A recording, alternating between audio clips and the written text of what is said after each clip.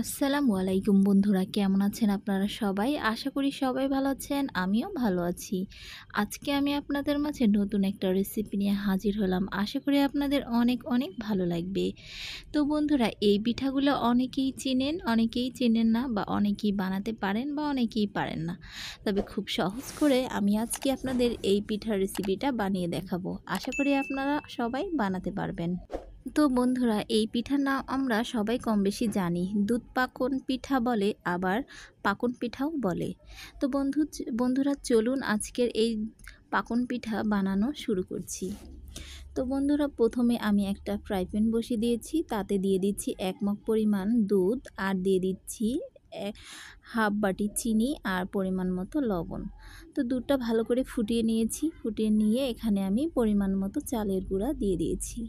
তো চালের গুঁড়োটা কিছুক্ষণ 3 থেকে 5 মিনিটের মতো এটাকে একটু রেখে ভালো করে নেড়ে চেড়ে তারপরে এটা একটু সময় নিয়ে খুব ভালো করে নেড়ে চেড়ে এটাকে ডোটা করে নিতে হবে। যেমন আমরা রুটি বানাতে যে আটার কাইটা বানাই, সেরকম একটা খুব ভালো একটা পারফেক্ট কাই বানিয়ে নিতে হবে। তো অনবরত নেড়ে ছেড়ে আমি এই কাইটা খুব ভালো করে বানিয়ে নিচ্ছি।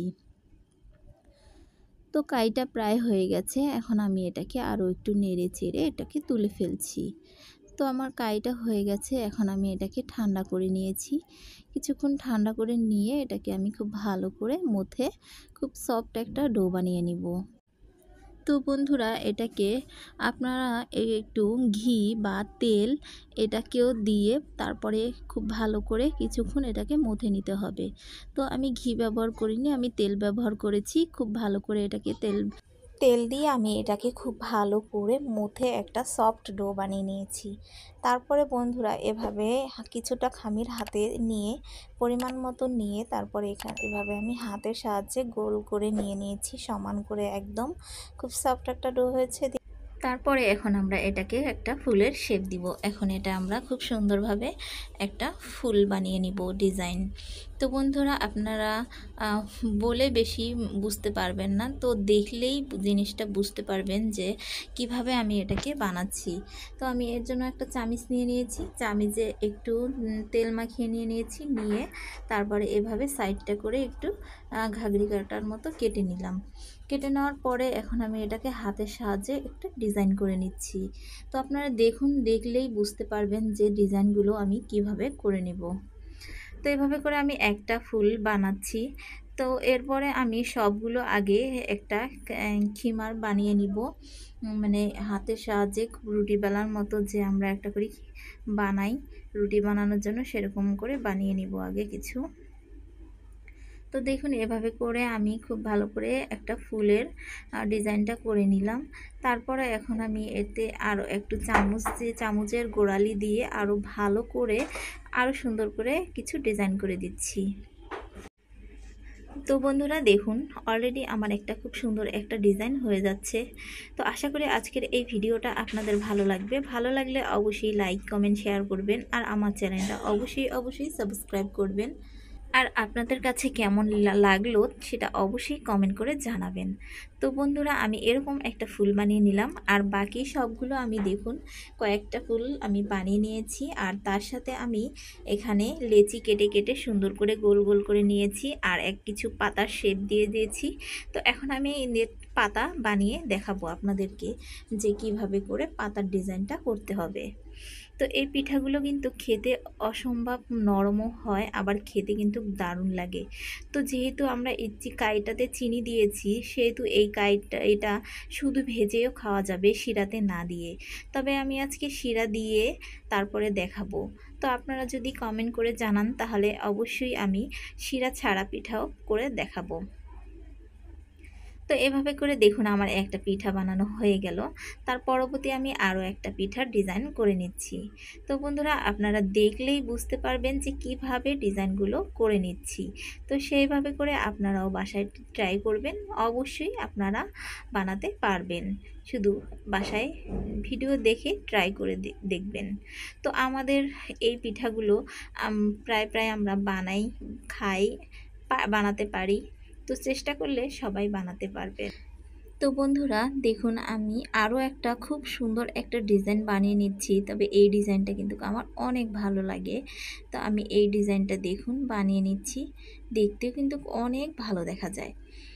তো এই ডিজাইনটা প্রথমে আমি সাইড দিয়ে এরকম ঘাগরি কাটা কেটে নিয়েছি, তারপর একটু হাত দিয়ে ঠেসে চামচের গোড়ালি দিয়ে খুব ভালো করে একটা ডিজাইন করে নিলাম। তো দেখুন ভালো দেখা যাচ্ছে, অনেক সুন্দর লাগছে ডিজাইনটা। তো এভাবে করে আমি সবগুলো ডিজাইন বানিয়ে নিচ্ছি। তো বন্ধুরা দেখুন, আমি কিছু ডিজাইন বানিয়ে ফেলেছি। তো আপনাদেরও কিছু ডিজাইন দেখিয়েছি। তো আপনারা আপনাদের ইচ্ছা অনুযায়ী ডিজাইন ইচ্ছা মতো করে নিতে পারবেন। আমিও আমার ইচ্ছা অনুযায়ী অনেক কয়টা ডিজাইন করে নিয়েছি। তো দেখুন, দেখতেও অনেক সুন্দর দেখা যাচ্ছে। তো এবার শিরাটা করে নিব। যেহেতু আজকে আমরা এটা শিরাতে ভিজাবো, তাই আমি প্রথমে দিয়ে দিলাম 1 বাটি পরিমাণ চিনি। তারপরে সেই বাটি দিয়ে মেপে 2 বাটি পানি দিয়ে দিয়েছি।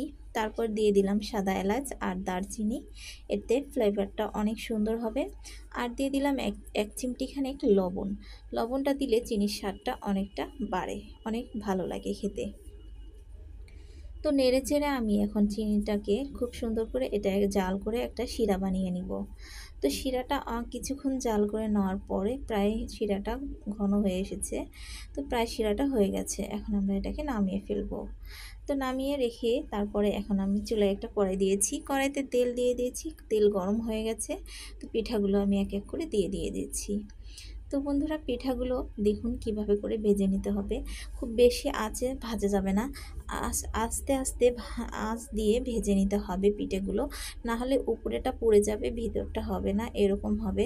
তবে খুব ভালো করে এই পিঠাগুলো আস্তে আস্তে করে ভেজে নিতে হবে, আর অনেক সুন্দর একটা পারফেক্ট কালার আনতে হবে। তো দেখুন আমার পিঠাগুলোর কিন্তু অনেক সুন্দর একটা কালার চলে এসেছে। তো এই পর্যায়ে আমি এই পিঠাগুলো তুলে নিচ্ছি। তো পিঠাগুলো আমার ভাজা হয়ে গেছে। তো পিঠাগুলো সবগুলো ভেজে নিয়ে তারপরে আমি এটা শিরাতে দিয়ে দিব। তো পিঠাগুলো আমার ভাজা হয়ে গেছে, দেখুন কালারটা কিন্তু একদম অরিজিনাল কালার, আর অনেক সুন্দর একটা কালার এসেছে। তো এদিকে আমার চিনির শিরাটাও রেডি, ঠান্ডা হয়েছে। তো এখন আমি গরম গরম পিঠাগুলো দিয়ে দিচ্ছি চিনির শিরার ভিতরে। তো দিয়ে এখানে আমি উল্টে পাল্টে খুব ভালো করে ভিজিয়ে নিচ্ছি পিঠাগুলো। তো পিঠাগুলো আপনারা শুকনা খেতে চাইলে তবে শুকনা রেখে দিতে পারেন, এটাকে রেখে তারপরে আপনারা খেতে পারেন। আর আমি এটাকে চিনির শিরাতে ভিজিয়ে নিচ্ছি, এটা খুব সফট আর নরম একটা পিঠা তৈরি হবে। তো কিছুক্ষণ আধা ঘন্টার মতো আমি এই চিনির শিরাতে পিঠাগুলো ভিজিয়ে রেখেছি।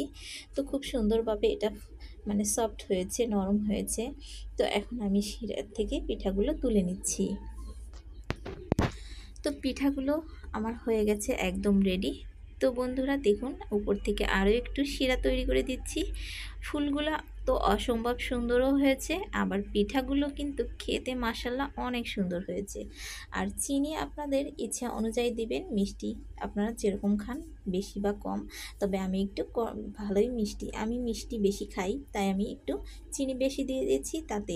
এতে খেতে যে এতটা মজা হয়েছে যা বলে বোঝাতে পারবো না, আর নরম হয়েছে অনেক সুন্দর। তো আপনাদের একটু দেখিয়ে দিচ্ছি যে কতটা নরম হয়েছে, অনেক সুন্দর নরম তুলতুলের মতো হয়েছে। এটা আরও কিছুক্ষণ ভিজিয়ে রাখলে আরও নরম হয়ে যাবে।